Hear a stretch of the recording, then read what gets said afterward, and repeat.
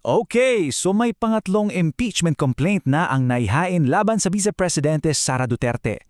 Pero teka muna, bago niyong isiping political drama na naman yan, iba to. Sa pagkakataong ito, yung kaso, hindi lang siya nakabase sa mga alegasyon o salita. Nakatayo to sa matitibay na forensic evidence. Kaya halika, himayin natin to at tingnan kung bakit nga ba sinasabing parang unti-unti nang gumuguho ang depensa ng Vice Presidente. Ano ba yung nasa sentro ng lahat ng ito? Ito, 125 milyong piso.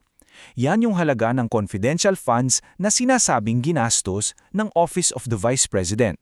Pero hindi lang yung amount yung nakakagulat, kundi yung bilis. Isipin nyo, yung buong 125 milyon, inubos daw sa loob lang ng 11 araw. Grabe! Kung hahati-hatiin mo yan, lumalabas na halos 11 milyon ang ginagastos nila kada araw. At dito na nagiging parang isang mystery novel ang kwento. Kasi yung pinakamatibay na ebidensya raw laban sa kanila ay hindi isang tao o isang dokumento, kundi isang pangalan. Pangalan ng isang babae na ayon mismo sa gobyerno ay hindi kailanmang umiral. So pasukin natin yung tinatawag nilang the Biatos problem. Dito makikita natin kung paano dahil lang sa isang pangalan unti-unting nabubulgar ang isang sinasabing malawakang sistema ng pamemeke ng mga opisyal na dokumento. So, kilala ninyo si Mary Grace Piatos. Ayon sa resibo ng OVP, tumanggap daw siya ng 70,000 piso. Simple lang, di ba? Ang problema, ayon sa opisyal na certification mismo ng Philippine Statistics Authority o PSA, walang record na may taong ganito. Walang birth certificate, walang marriage record, walang death record. Kaya ang malaking tanong, kung hindi totoo yung taong tumanggap, saan napunta yung pera? At akala mo ba si Piatos lang ang problema? Hindi.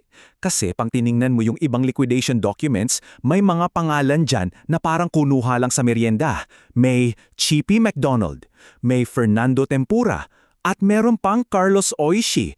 Alam nyo, hindi na to simpleng typo o pagkakamali lang. Malinaw na may pattern na. So, anong depensa ng kampo ni Duterte? Code names daw yan ng mga intelligence asset. Seryoso! Pero isipin natin, pangalan niya ng chichilya at fast food. Anong klaseng legal na paliwanag ang magsasabing okay lang gamitin ang pangalan ng potato chip sa isang opisyal na resibo ng gobyerno? Parang ang hirap paniwalaan, di ba? At kung iniisip niyo na baka ilan lang yan, well, isipin niyo ulit. Ayon sa PSA, hindi lang isa, hindi 10, kundi 1,322. 1,322 sa mga pangalan na di umano'y tumangkap ng pondo ay walang opisyal na record. Walang pruweba na nabuhay sila. Ganyan kalawak yung problema. At teka, may mas matindi pa. Kasi nagkaroon ng forensic analysis sa mga resibo.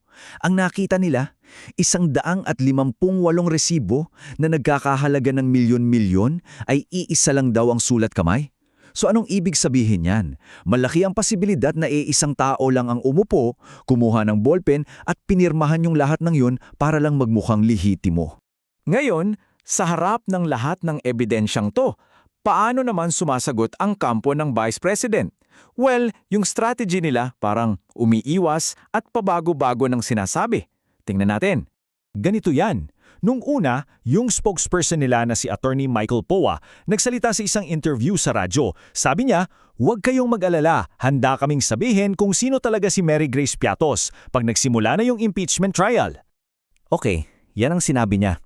Pero wala pang 24 na oras, biglang bawi. Naglabas siya ng statement na inaccurate daw yung mga report at itinanggi niya nangako siya ng ganun. So yun yung pattern, di ba? May pangako, tapos kapag hinanap na, biglang bawi.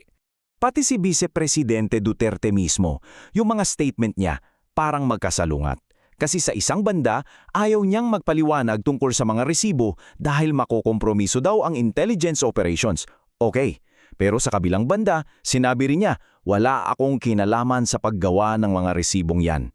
So, dito papasok yung tanong, kung wala kang kinalaman sa paggawa, paano mo nalaman na may makukompromisong operasyon? Hindi nagtutugma, di ba? So, baka iniisip nyo, di ba may mga impeachment complaint na dati? Bakit biglang malaking issue to ngayon? Ang sagot? Kasi nagbago na ang ihip ng hangin sa politika. Iba na ang sitwasyon. Yung dating proteksyon, parang unti-unti nang nawawala. Okay, tingnan natin yung mga numero. Sa Kamara de Representantes, para umusad ang impeachment, kailangan ng 103 na boto. 103. Pero, ang bilang ng mga mambabatas na nagsasabing susuporta sila, mahigit 200 na. Sobrang lampas na. Super majority na yan, halos doble ng kailangan. Kaya naman, malaki ang tsansa na lulusot to sa House.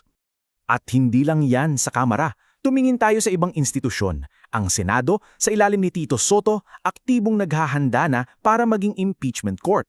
Yung bagong ombudsman, ang paninindigan ay no sacred cows, walang sasantuhin. At mismong Korte Suprema na ang nagsara sa isang posibleng takbuhan ng depensa, sinabing kailangang dinggin ang kaso base sa laman, hindi lang sa teknikalidad. Parang lahat ng pinto nagsasara na. So, ang pinakamahalagang tanong, ano na gayon? Ano ang susunod na mangyayari? At ano yung mga seryosong kasong kriminal na maaaring kaharapin ni Vice Presidente Duterte kapag at kung sakaling matanggal siya sa pwesto? Ito yung posibleng maging itsura ng timeline. Magsisimula sa House Justice Committee, tapos may mga pagdinig, votasyon, pa-oath hanggang sa umabot sa Senado sa trial. Siguro bandang kalagitnaan na ng taon. Ang punto dito, may proseso. Hindi ito pwedeng i-delay ng walang hanggan. At tandaan natin, kapag na-impeach at natanggal sa pwesto, hindi pa tapos ang kwento.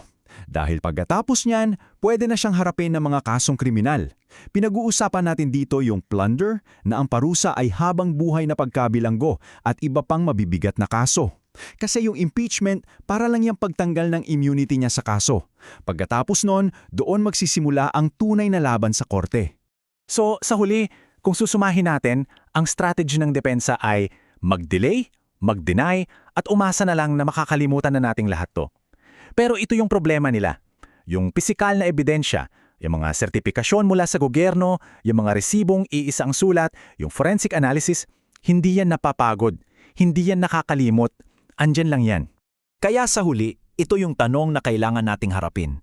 Sinasabi na sa tingin ni Sara Duterte, sapat na ang kabobohonan ng mga Pilipino para maniwala na ang pera ng bayan ay napunta sa isang babaeng ipinangalan sa chichirya. Ang impeachment trial na ito ang magiging test. Dito natin malalaman kung tama ba siya sa tingin niya sa ating lahat o kung may halaga pa ba ang salitang accountability dito sa Pilipinas.